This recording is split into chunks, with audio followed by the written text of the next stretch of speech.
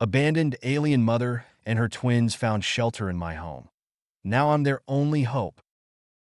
The night was like any other in the quiet countryside, blanketed in a thick silence broken only by the occasional chirp of crickets or the rustle of wind in the trees.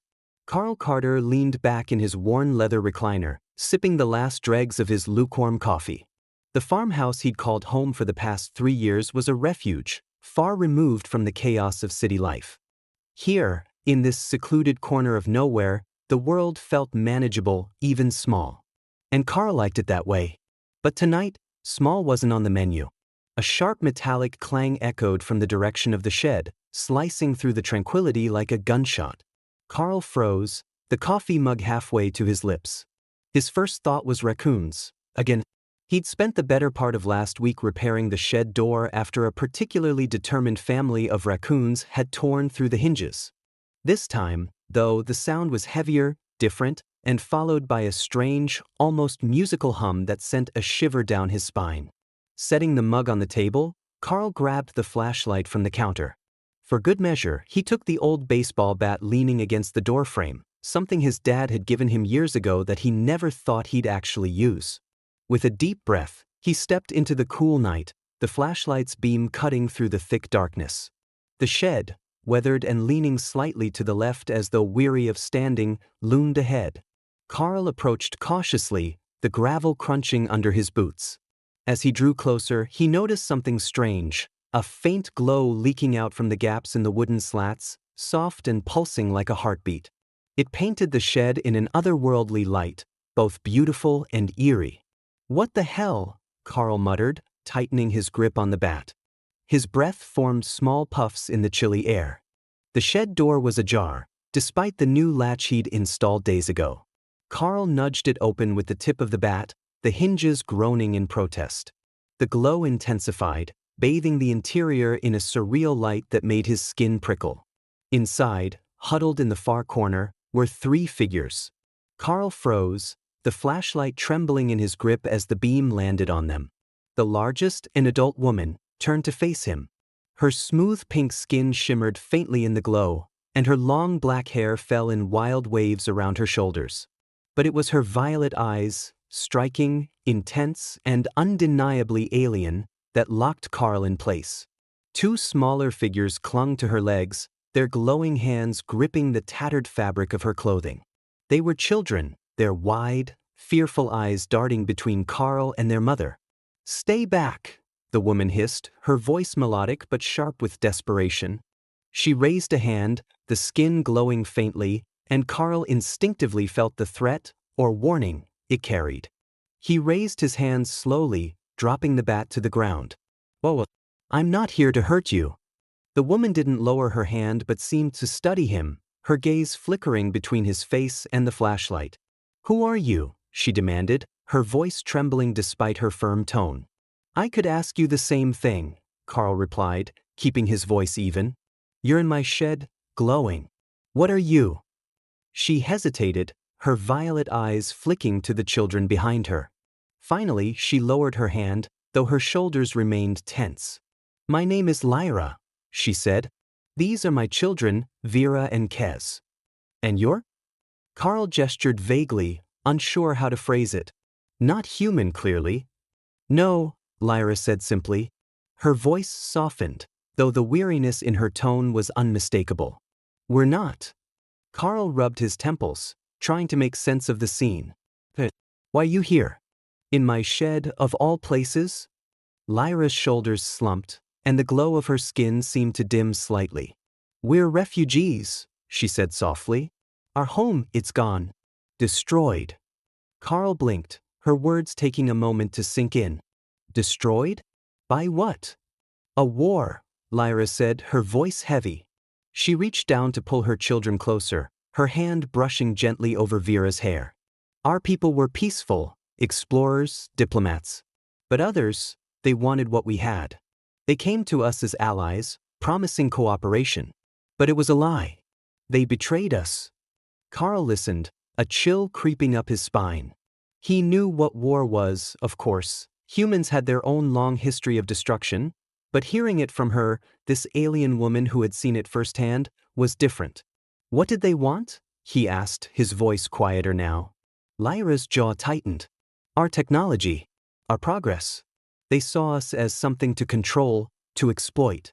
When we resisted, they destroyed everything. Our cities, our people. Her voice broke slightly and she swallowed hard. We barely escaped. Thousands of us fled into the stars, but even there was no safety. They hunted us.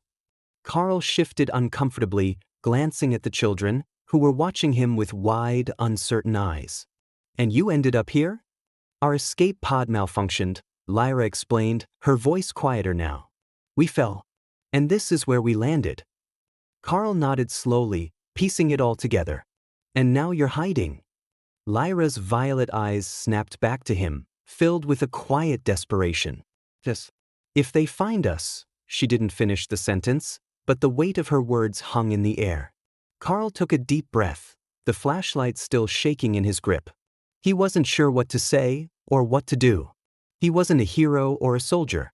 He was just a guy trying to live a quiet life, far away from other people's problems. But as he looked at Lyra and her children, something inside him shifted. He couldn't turn them away. All right, he said finally, his voice firm. Come inside. It's not much, but it's better than freezing out here. Lyra hesitated, searching his face for any sign of deceit, before nodding. Thank you, she said softly. Carl led them toward the farmhouse, the glow of their skin illuminating the path through the darkness. Inside, he rummaged through his first aid kit, his mind racing as he handed Lyra gauze and antiseptic. So, Carl said, sitting across from her as she tended to a scrape on Vera's arm. You're Lyra, and they're Vera and Kez. I'm Carl. Welcome to Earth, I guess. Lyra managed a faint smile. Thank you, Carl, for not turning us away. Carl shrugged, leaning back in his chair. Let's just hope the raccoons don't come back. This house is full enough as it is. To his surprise, Vera giggled, a small, melodic sound that made the tension in the room ease slightly. As the night wore on, Carl found himself sitting at the kitchen table, staring at the three beings who had turned his world upside down. He didn't know what tomorrow would bring, but one thing was certain. His quiet life would never be the same. And maybe, just maybe, that wasn't such a bad thing. The first rays of dawn crept through the curtains of Carl Carter's modest farmhouse, painting the room in a soft, golden hue. Carl stirred awake in his recliner, the events of the previous night rushing back like a tidal wave. He sat up slowly, his neck stiff from sleeping in an awkward position. For a brief moment, he entertained the idea that it had all been a bizarre dream. But as he glanced toward the kitchen, he saw them. Lyra was seated at the table, her violet eyes studying him cautiously. She had wrapped herself in one of his old flannel shirts, the sleeves rolled up to reveal her smooth, pink skin. Her two children, Vera and Kez, were perched on the floor nearby, examining a stray toaster cord with a mix of curiosity and caution. The soft glow of their skin had dimmed in the morning light, but their alien features were unmistakable. This was real. Carl rubbed his face, trying to shake off the remnants of sleep. So, this is my life now, he muttered under his breath. Good morning, Lyra said cautiously, her melodic voice breaking the silence. Carl nodded, dragging himself to the kitchen. Morning, I guess. He busied himself with the coffee maker, fumbling with the filters as he tried to ground himself in something familiar. The hum of the machine felt like a lifeline to normalcy. Do you always sleep in that chair? Lyra asked, her tone carrying a hint of curiosity. Carl glanced back at her. Not always. But last night, well, I figured you might need the couch more than me. Her expression softened slightly, and for the first time, Carl noticed the weariness in her posture. Thank you, she said, her voice quieter now, for letting us stay. Yeah, well, Carl waved a hand dismissively as he poured himself a cup of coffee. I couldn't exactly leave you in the shed. He sipped his coffee and leaned against the counter, studying the strange trio that had turned his world upside down. The children were still fiddling with the toaster cord, their faces lit with fascination. Careful with that, Carl said, pointing at them. That's electricity. Don't want to get zapped. Zapped? Vera asked, tilting her head. It means it'll hurt, Carl clarified. Badly. Vera and Kez exchanged a look, then dropped the cord in unison, their small hands retreating as if the object had become a snake. Carl couldn't help but chuckle. You're quick learners, I'll give you that. The rest of the morning was a whirlwind of adjustments. Carl quickly realized that living with 3 aliens, even ones as human-like as Lyra and her kids, was going to take some serious getting used to. The first issue was food. Lyra sat at the table, watching Carl rummage through his cabinets. What do you eat? He asked, holding up a can of beans like it was a sacred offering. Lyra hesitated, glancing at the children. We don't know your foods, she said carefully. Our bodies process energy differently. Carl frowned. Okay, so no beans. What about bread? He held up a loaf of sliced white bread, but Lyra's expression remained uncertain. Do you have anything raw? She asked tentatively. Unprocessed. Carl blinked. Raw. Like fruits or vegetables? Lyra nodded, her violet eyes lighting up slightly. Carl opened the fridge and pulled out a few carrots and an apple. Not much to work with here, but let's see if this does the trick. Vera and Kez watched eagerly as Lyra took a small bite of the carrot. She chewed thoughtfully, then nodded. This is acceptable. High praise, Carl muttered, passing the rest of the carrots to the twins, who devoured them with surprising speed. The apple was similarly demolished, leaving Carl staring at the core as Kez licked his glowing fingers. The next hurdle came when Vera and Kez decided to explore the house. Carl was halfway through explaining how to use the bathroom when a loud crash came from the living room. He sprinted down the hall to find the twins standing amidst a pile of overturned books and scattered papers, their faces a mix of guilt and wonder. What happened here? Carl asked, planting his hands on his hips. We're curious, Vera admitted, her voice small. Curious, Carl repeated, sighing as he knelt to pick up the mess. Yeah, I get it. Just try not to destroy the place, okay? I like my stuff where it is. The twins nodded solemnly, but their wide eyes betrayed a lingering curiosity about everything in Carl's home. Lyra appeared in the doorway, her arms crossed. They're not used to stillness, she explained. We've been running for so long. Carl paused, looking up at her. For a moment, he saw the strain in her posture, the weight of responsibility she carried for her children. Yeah, well, he said, standing up, kids are kids. They're supposed to be curious. Just try to keep it controlled curiosity, all right? Lyra's lips twitched into a faint smile. I'll do my best. By the afternoon, Carl realized that his quiet life wasn't just disrupted, it was completely upended.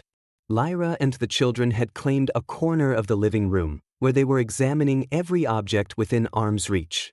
Carl watched from the kitchen, sipping his coffee as he tried to figure out how he was going to explain this to anyone, if he even could. Carl, Lyra said suddenly, breaking his train of thought. She was holding a small photo frame, her violet eyes studying the image of a younger Carl with his parents. Is this your family? Carl's grip tightened on his mug. Yeah, he said shortly. That was a long time ago. Lyra tilted her head. They're not here. Carl hesitated, then shook his head. No, not anymore. Lyra's gaze lingered on the photo, her expression unreadable. You must miss them. Carl shrugged, trying to appear nonchalant. Life moves on. But Lyra didn't press the issue, and Carl was grateful. Instead, she turned her attention back to the children, who were now inspecting the TV remote like it was a piece of alien technology, which, to be fair, it probably was to them. That evening, as the sun dipped below the horizon, Carl found himself sitting on the porch with Lyra. The twins were inside, finally settling down after an exhausting day of exploration. The quiet of the countryside was returning, though it felt different now, less isolating. You're handling this well, Lyra said, breaking the silence. Carl raised an eyebrow. Am I? Because it feels like I'm just winging it. Lyra smiled faintly. That's all anyone can do, isn't it? Survive. Carl glanced at her, noting the faraway look in her eyes. You've been through a lot, he said softly. She nodded, her voice barely above a whisper. Too much. They sat in silence for a while, the stars beginning to twinkle above them. Carl looked up, the vastness of the night sky suddenly feeling a little more tangible. "I don't know what I'm doing," he admitted finally, "but I'll try to help. As long as you're here, you're not alone." Lyra turned to him, her violet eyes shimmering in the starlight. "Thank you, Carl. That means more than you know."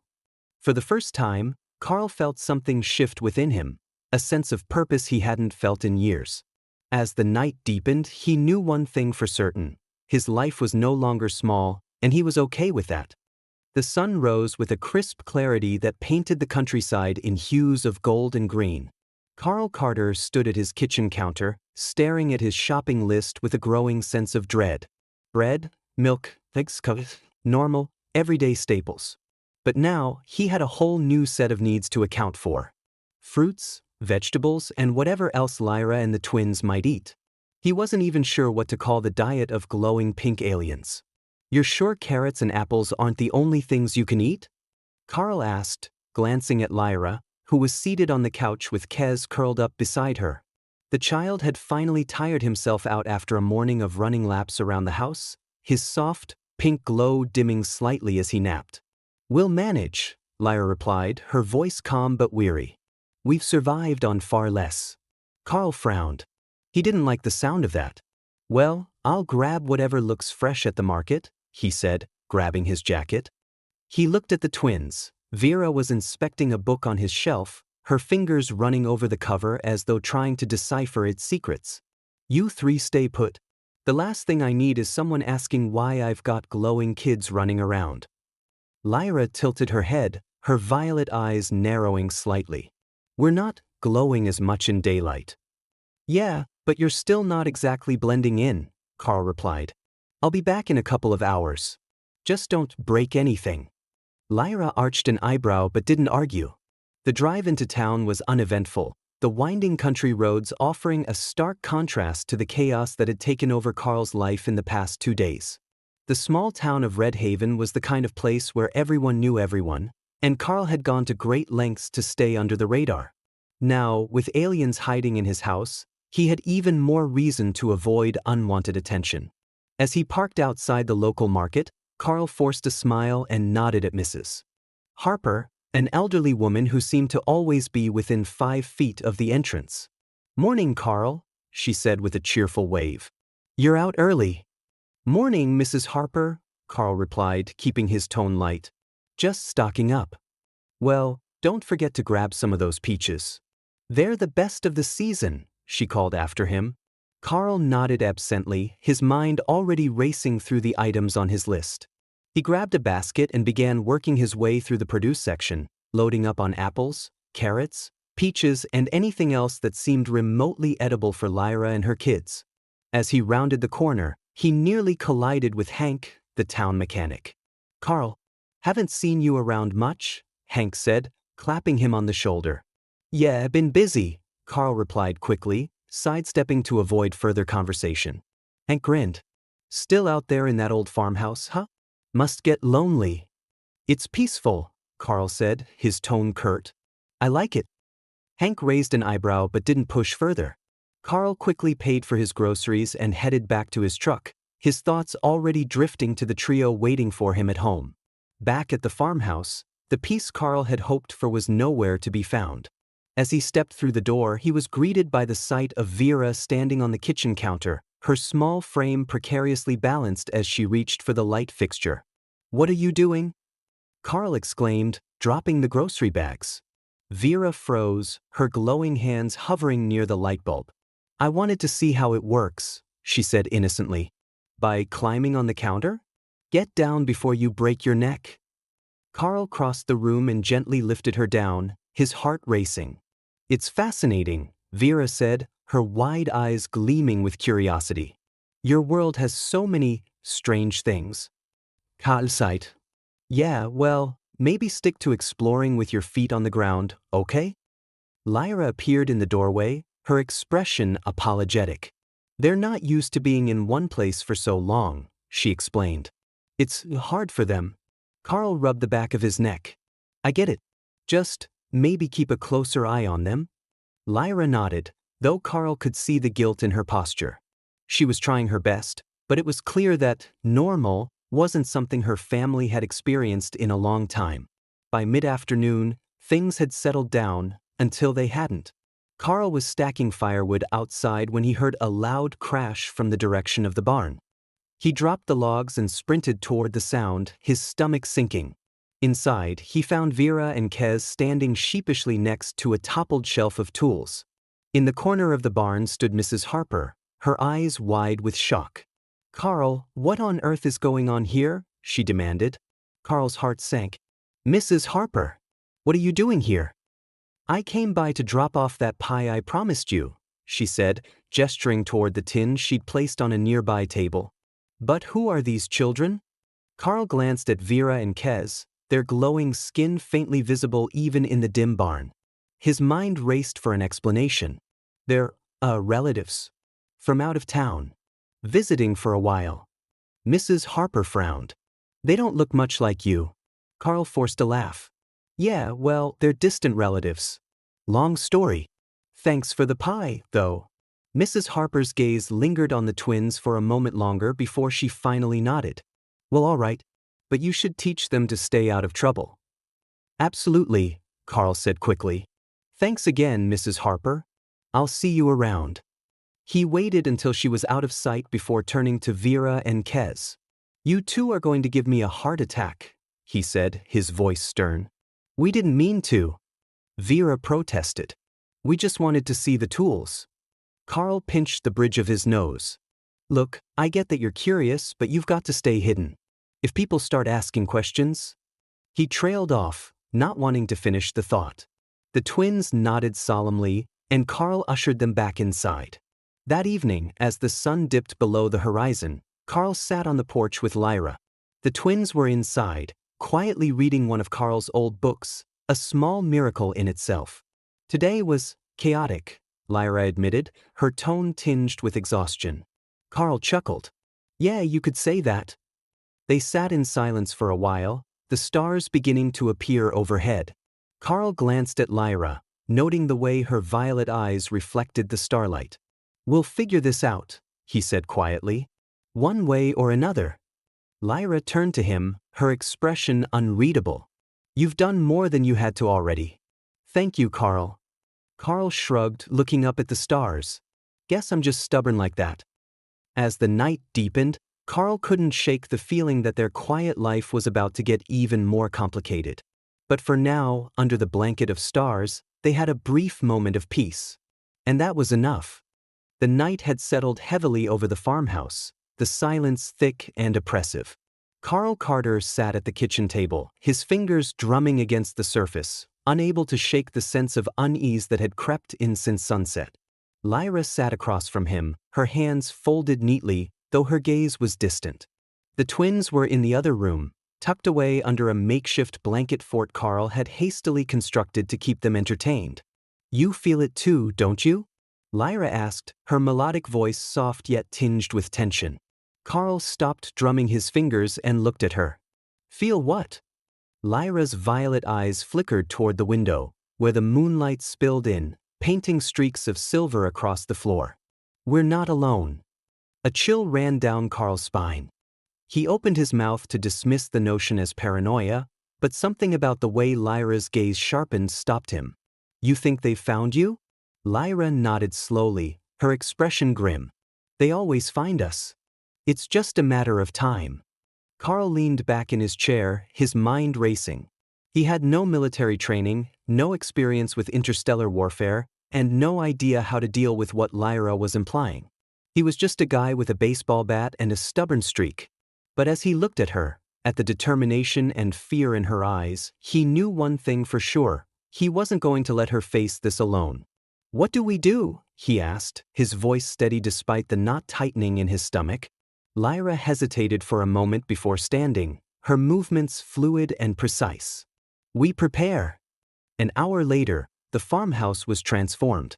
Lyra's knowledge of technology and Carl's familiarity with the property made for an unlikely but effective team. The old shed became a makeshift armory, stocked with improvised weapons ranging from Carl's rusty pitchfork to sharpened sticks and stones. Lyra explained that her people had an innate ability to manipulate energy, and though she was weakened, she could still create temporary shields or emit bursts of force if needed. Carl couldn't help but marvel as she demonstrated, a faint violet glow surrounding her hands as she focused. The energy rippled outward, sending a pile of firewood scattering across the yard. Impressive, Carl admitted, trying to mask his growing anxiety. But let's hope we don't need it. Lyra gave him a wry smile. Hope for the best, prepare for the worst. Meanwhile, the twins had thrown themselves into the task with surprising enthusiasm. Vera helped Carl string fishing line across the porch, creating a makeshift tripwire that would send empty tin cans clattering if triggered. Kez, though younger and quieter, was surprisingly adept at organizing the scattered tools into something resembling order. Carl paused as he watched them work, a pang of guilt tugging at his chest. They were just kids who should have been playing, laughing, and learning, not preparing for an alien ambush. You doing okay, buddy? Carl asked, crouching next to Kez. Kez looked up at him with wide, solemn eyes. Are they coming to hurt us? Carl swallowed hard, unsure how to answer. Finally, he placed a hand on the boy's shoulder. Not if I can help it. Kez nodded, his small hands clutching the screwdriver he'd been organizing. As midnight approached, the tension in the air became palpable. Carl was outside, scanning the tree line with a flashlight, when he saw it, a faint, flickering light in the distance, moving erratically like a firefly caught in the wind. His breath hitched as the light grew larger, brighter, until it became a pulsing sphere hovering just above the ground. Lyra, Carl called, his voice low but urgent.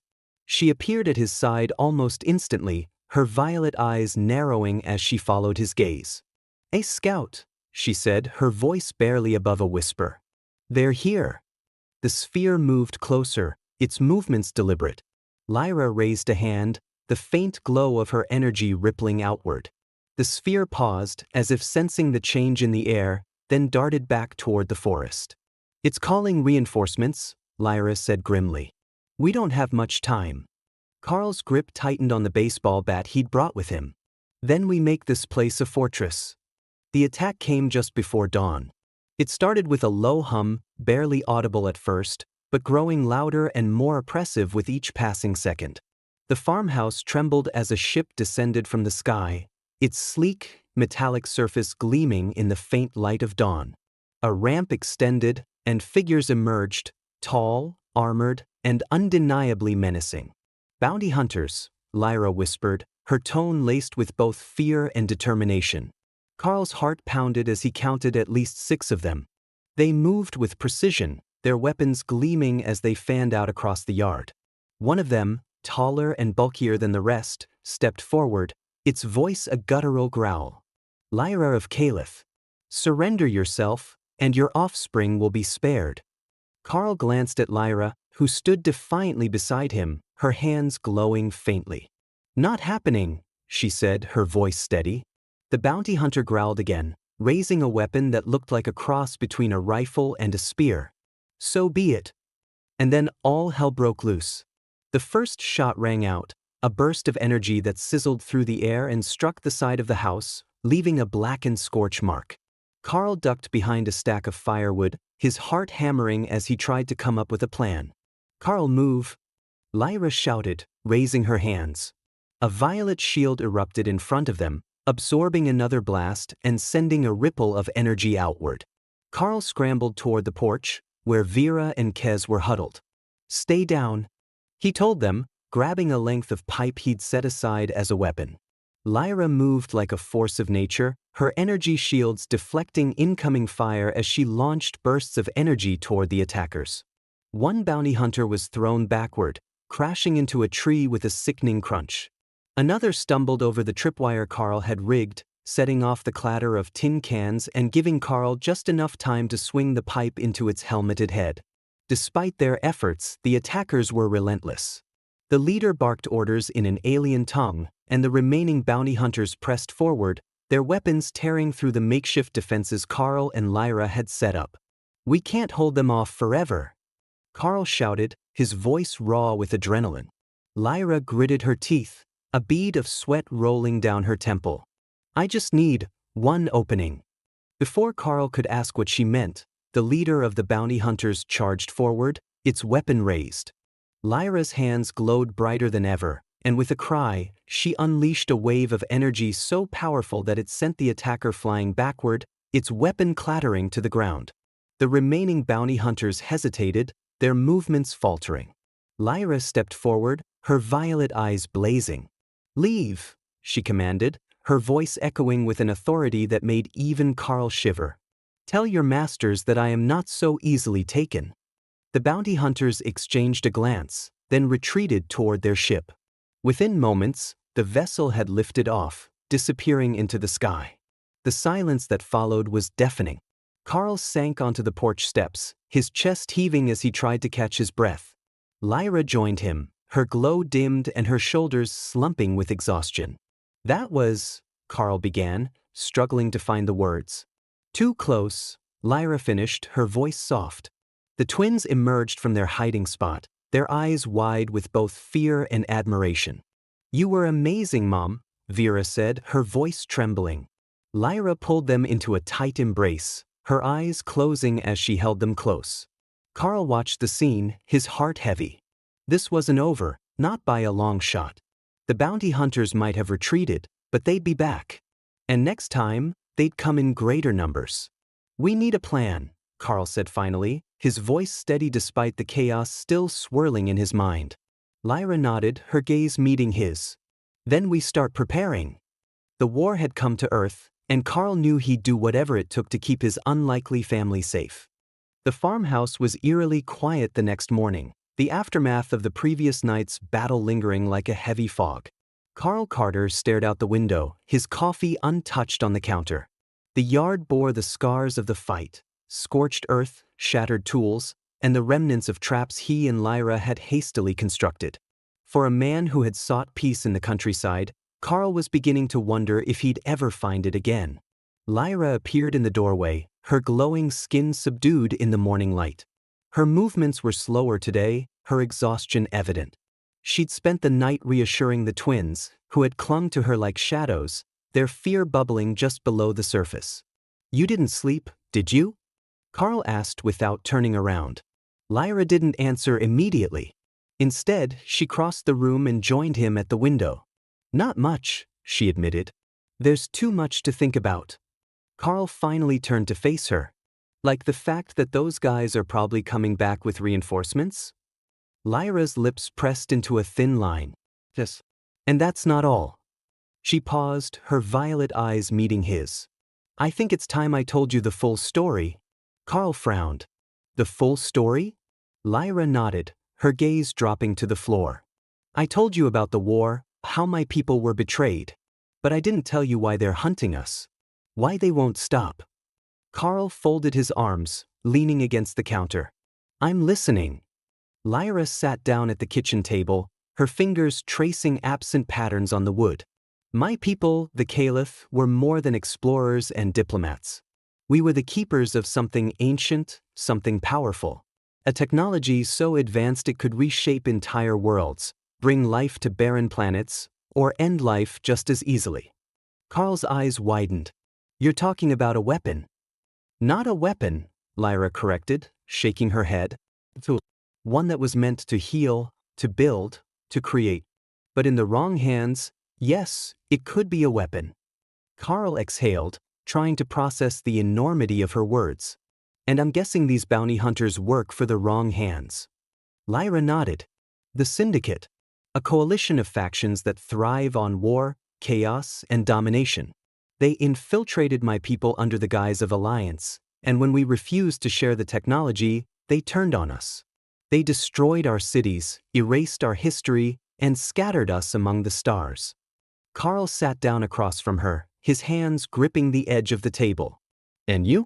How do you fit into all of this?" "I was a diplomat," Lyra said, her voice heavy with regret. "I worked to keep the peace, to protect my people through negotiation and alliances. But when the Syndicate came, I failed. They used me to gain access, and by the time I realized their true intentions, it was too late." Her gaze drifted to the twins, who were playing quietly in the corner, their small hands building towers out of Carl's old books. When the war began, I fled with them. Not because I was afraid, but because… She paused, her voice breaking. Because I carry the key. Carl straightened. The key? To this technology. Lyra nodded, her violet eyes shimmering with unshed tears. It's encoded in me, my DNA. They can't access it without me. The weight of her words settled heavily between them. Carl leaned back in his chair, running a hand through his hair. So, they're not just after you. They're after your kids too. They're my only legacy, Lyra said quietly. And if they fall into the wrong hands, the syndicate will use them to finish what they started. The day passed in tense preparation. While Lyra worked on enhancing their defenses using salvage technology from the shed, Carl decided to explore the forest for anything that could give them an edge. He had noticed strange formations in the woods, a series of overgrown mounds that didn't look natural. If they were lucky, they might find something useful. He returned hours later, his boots caked with mud and his arms laden with a peculiar discovery: a hidden bunker, buried beneath years of dirt and vegetation. It wasn't large, but it was unmistakably alien. The metallic structure gleamed faintly in the dappled sunlight, its surface etched with patterns that seemed to shift when touched. "You're not going to believe this," Carl said as he burst into the farmhouse. Lyra looked up from her work, her brow furrowing. "What is it? Come see for yourself." The bunker was a relic of Lyra's people, a forgotten outpost from a time before the war. As they pried open the rusted hatch and descended into its depths, the air grew cooler, the faint hum of dormant technology filling the silence. Lyra moved with purpose, her hands brushing over consoles and panels as though she'd been here before. "This was one of our archives," she said, her voice reverent. "A place where we stored knowledge, history, and defenses." Carl's eyes widened. "Defenses? Like weapons?" Lyra hesitated. "Not weapons in the traditional sense, but tools that can help us, if they still function." As she worked, the room began to come alive. Lights flickered on, casting a pale glow over the sleek, alien architecture. A central console emitted a soft hum, and holographic images sprang to life, displaying schematics, maps, and a series of complex equations that Carl couldn't begin to understand. "This," Lyra said, her fingers flying across the console. "This is what we need." Carl leaned over her shoulder, squinting at the display. "What is it?" "A signal," Lyra replied. "A distress beacon. It's encoded with a message to any surviving Caliph out there. If we can activate it, we might be able to call for help." Carl frowned. "And if the syndicate intercepts it?" Lyra's hands paused and she turned to look at him. "Then we'll have to be ready." Activating the beacon wasn't easy. Lyra had to repair several damaged components, and Carl spent hours hauling parts from the shed to the bunker. The twins, eager to help, scavenged for tools and held flashlights, their glowing hands a small comfort in the dim underground space. As the final connections were made, the console emitted a low, resonant tone. A beam of light shot upward, disappearing into the ceiling and beyond. "It's done," Lyra said, her voice trembling with both relief and fear. Carl placed a hand on her shoulder. "Now what?" "Now," she said, her gaze hardening, "we wait." The days that followed were tense, the farmhouse a hive of activity as Carl and Lyra prepared for the inevitable. The syndicate would come, but with the knowledge from the archive, they were no longer defenseless. Lyra had managed to create an energy field around the property, a barrier that would delay any intruders. Carl, meanwhile, had reinforced the house with everything he could find, from barbed wire to heavy planks. But as the days stretched into nights, the weight of waiting began to take its toll. Carl found himself sitting on the porch one evening, staring at the stars. Lyra joined him, her presence a quiet comfort. "Do you think anyone heard the signal?" Carl asked, breaking the silence. "I don't know," Lyra admitted. "But I have to hope." Carl glanced at her, his brow furrowing. "And if no one comes?" Lyra didn't answer immediately.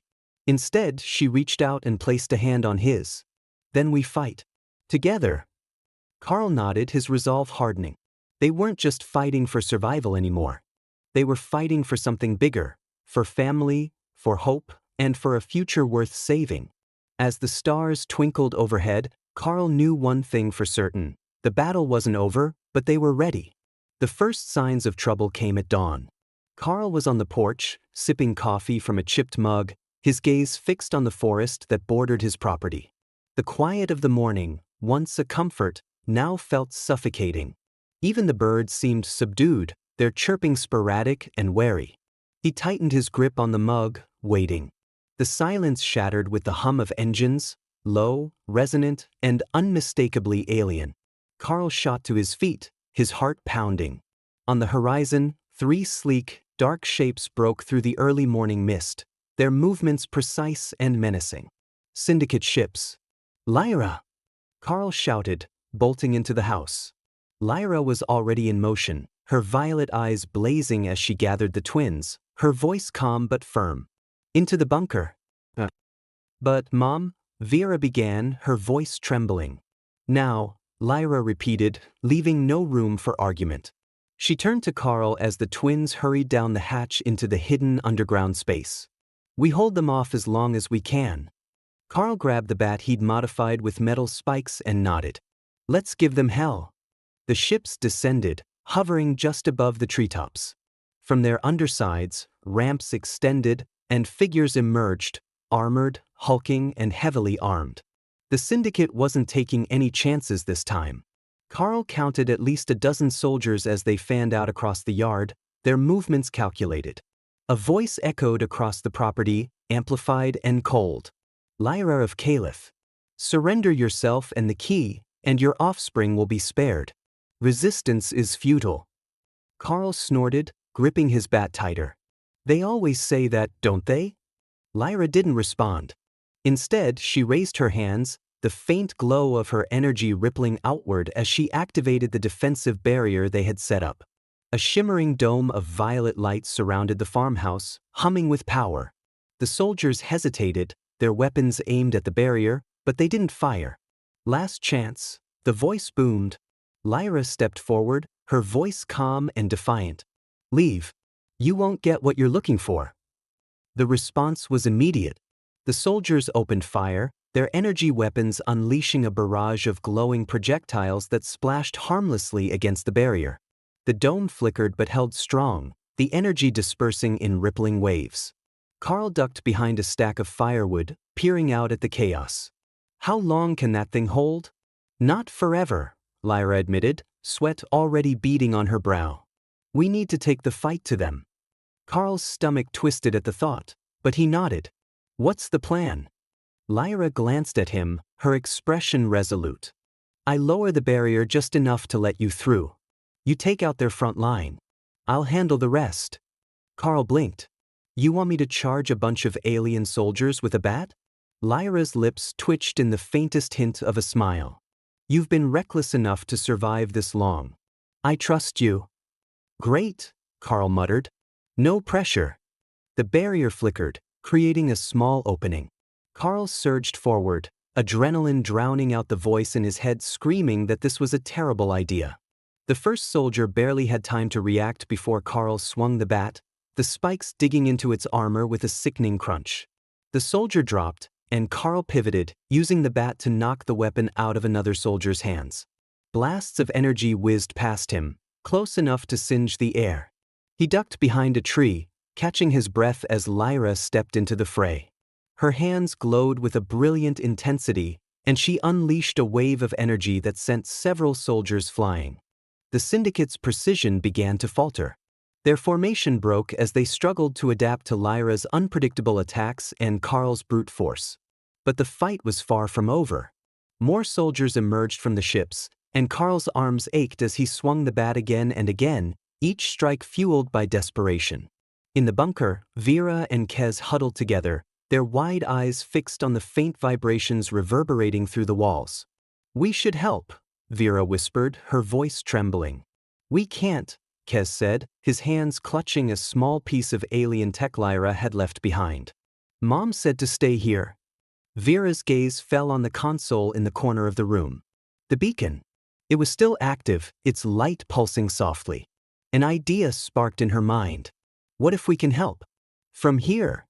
Kez frowned. How? Vera grabbed the device from his hands, her small fingers working the controls. Mom said the beacon sends messages. What if we send a distress signal? To anyone who can hear us? Kez hesitated but nodded, his fear giving way to determination. Together, they worked on the console, their glowing hands casting faint light over the controls. Outside, the battle raged. Carl had taken down another soldier when a sharp pain shot through his side. He staggered, clutching his ribs, and realized he'd been grazed by an energy blast. He gritted his teeth, refusing to fall. "Carl!" Lyra shouted, her voice cutting through the noise. She unleashed another wave of energy, buying him a moment to retreat to her side. "We can't keep this up," Carl panted. "There's too many." As if in answer, the sky above them suddenly split open with light. A massive ship descended, its hull gleaming with a silvery sheen that was unmistakably Kelethian. The Syndicate soldiers froze, their weapons faltering as the ship emitted a series of sharp, resonant tones. Lyra's eyes widened. The beacon! They heard it. The ship's ramp extended, and figures emerged, Kelethian warriors, their pink skin shimmering in the sunlight. They moved with precision, their energy weapons humming as they fired at the Syndicate soldiers. Within moments, the tide of the battle shifted. The Syndicate forces, caught off guard, began to retreat toward their ships. Carl leaned heavily on his bat, watching in awe as the Kelethian forces dismantled the enemy's ranks with calculated efficiency. The Syndicate leader barked orders, but it was too late. One by one, the Syndicate ships lifted off, retreating into the sky. The battle was over. Carl sank onto the porch steps, his chest heaving as the adrenaline began to fade. Lyra approached, her expression a mixture of relief and exhaustion. "You did well," she said, her voice soft. Carl managed a weak laugh. "I didn't get vaporized. I'll call that a win." The Kelethian warriors approached, their leader bowing slightly to Lyra. "We received your signal," she said, her voice calm but commanding. "We're here to help." Lyra nodded, her shoulders sagging with relief. "Thank you." Carl looked at Lyra, a question burning in his mind. "What happens now?" Lyra turned to him, her violet eyes meeting his. "The Kelethians will take us to a safe haven. Somewhere the Syndicate can't reach." Carl's chest tightened. "You're leaving?" Lyra nodded, her expression heavy. "It's the only way to protect the twins." Carl swallowed hard, his throat tight. He'd known this moment would come, but it didn't make it any easier. "You're doing the right thing," he said, his voice steady despite the ache in his chest. Lyra stepped closer, her hand resting lightly on his arm. "Thank you, Carl. For everything. I wouldn't have survived without you." He managed a small smile. "You're tougher than you look." Vera and Kez emerged from the bunker, their faces lighting up when they saw the Kelethian warriors. They ran to Lyra, their excitement mingling with hesitation as they glanced at Carl. "Will we ever see you again?" Vera asked, her voice small. Carl crouched down, placing a hand on her shoulder. "I don't know. But you've got a bright future ahead of you. Go make the most of it." As the Kelethian ship lifted off, Carl stood alone in the yard, watching until it disappeared into the sky. The farmhouse was quiet again, but this time, the silence didn't feel empty. It felt like hope. For the first time in years, Carl felt alive. And even though his world had gotten smaller, it had also gotten bigger in ways he never imagined.